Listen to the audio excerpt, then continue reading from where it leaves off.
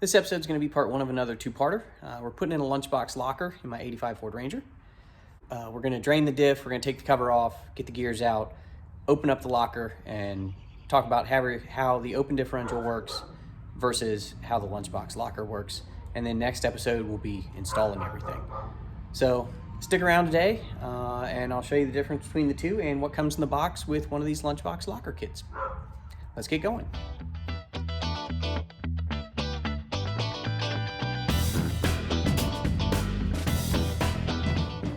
In today's edition, now that we've got most of the brakes sorted, we're going to work on starting to put a lunchbox locker inside here, which is replacing the spider gears, and installing basically a centerpiece. We're not taking the entire differential out. We just got the cheapy kit because it's more economical, and that's what we're looking for. So let's get started. Right here is that 5/16 we took out last time when we slid the axles out. We're going to remove that first, and then we will spin it and take the pin out. And we are going to need this pin going back together, so hang on to that. Now, spin this around again to the back side, the side that does not have the bolt. Just like that. And then you're going to slide this center pin out. If you slide the center pin out from the other side, it will actually make contact with a tooth, and you won't be able to get it out. But on this side, it just clears in between the two teeth, and you can pop it right out. Now what we need to do is remove those axles, so you push in, and grab the C-clip, one C-clip. Yep, nailed it, two C-clips. Now we yank those axles out just like last time.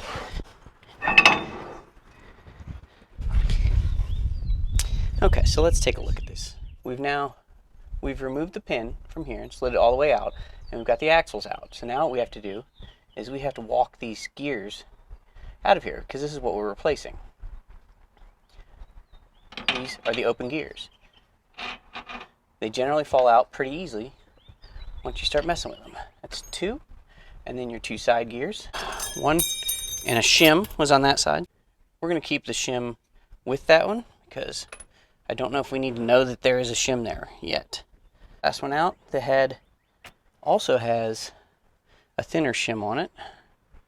Let's see if we can see that. Yeah. This one also has a shim. So we'll keep that one with that side. And we'll keep these left to right when we lay them out, even though we're not going to reuse them. And that is now an empty differential, ready for our lunchbox locker. Let's go to the bench and see what we have. Here's why open differentials aren't very helpful with four-wheel drives. If this axle moves forward, so if this one rotates this way, that means this gear has to move up. As it rotates, you see this is going up, so since it's touching this one is going this way, and it's rotating this way, which forces this one down, which means it's turning this one, and in the opposite direction. So this one is now moving up, this one is moving down, so these are going like this, which is great. Going around the corners, fantastic. Allows one wheel to move much faster than the other or slower than the other. Great. And when you're normal driving, you're driving forward, as long as they have the same amount of traction, this thing acts as a solid unit.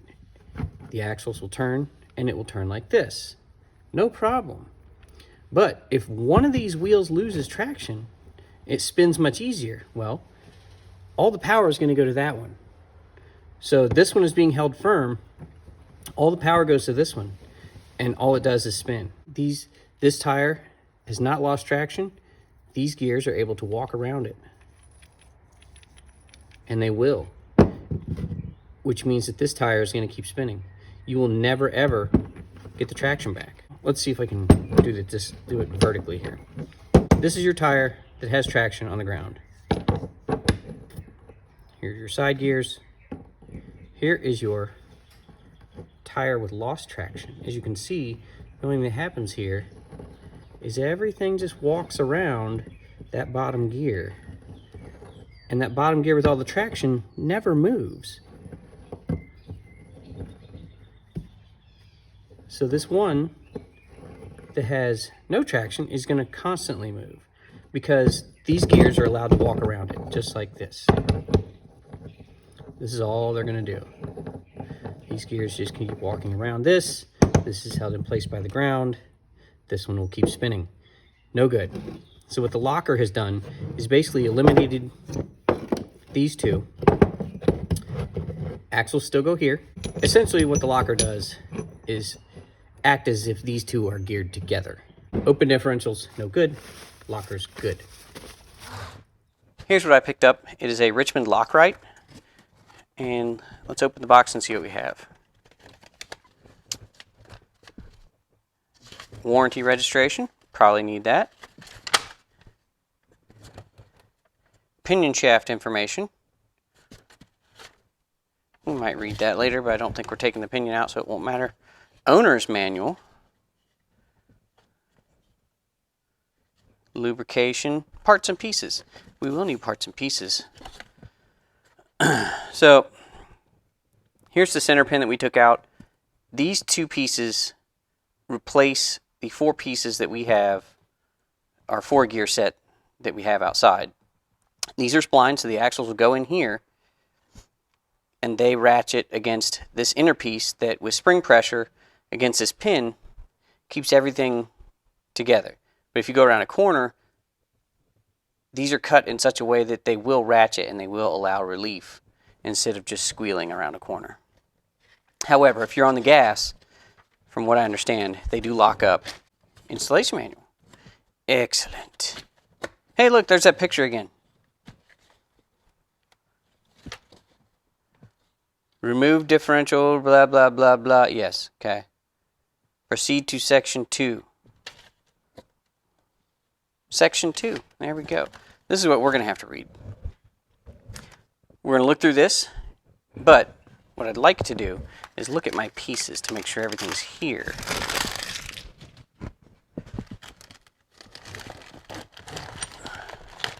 Oh, it does come with a replacement center pin, so that's nice. It's probably hardened since this is a locker. Generally speaking, they are. I don't know why it's stuck to this bag like glue, but it's stuck to this bag like glue. Get out of the bag. Get out of the bag. Get out of the bag. Ta-da! I knew it'd come out. So this is our hardened center pin, and that'll go and replace our old one. So we're going to hang on to that. These don't matter left to right, but here is the one that's going to replace that side gear, and this basically replaces the spider gear.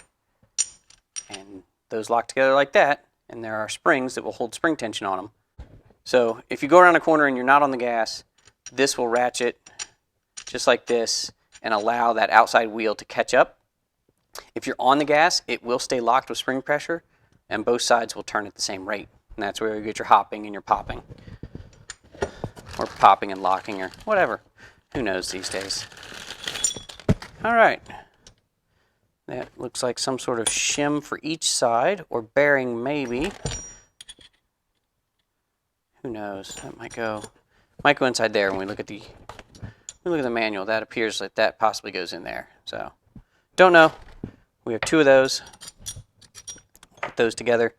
Here is our second set of ratcheting side gears. So this would go this way, although left to right doesn't matter. But they do lock together just like that. And then here's pins and springs. Should be 4 of each. 1, 2, 3, 4 of each. And those somehow go inside and make things happen. Since I've never put one of these in before, I'm going to read through this and I'll come back with the highlights after we figure out what's going on. So stay tuned. Okay, I've read up a little bit on it. Read through most of this. I will need those washers for left side, right side, so good thing I kept those. I will need the C-clips. The C-clips will slide in. If this goes like this slot is specifically to slide the C-clip in. Now you only need to do it on one side. The first side you put in, you can actually shove the axle in and put the C-clip in here before you put this piece on. But on the second side, you won't have room to do that. So there is a slot, and you'll have to turn it to the C-clip slot. Oh, there we go. So you'll have to turn it so you can actually install the C-clip on that other one. These are spacers. They go in here just like this. Now, I don't know how this is supposed to go through there and fit with those spacers. That's the part I'm not getting, is with that spacer, this pin is not going to go in there.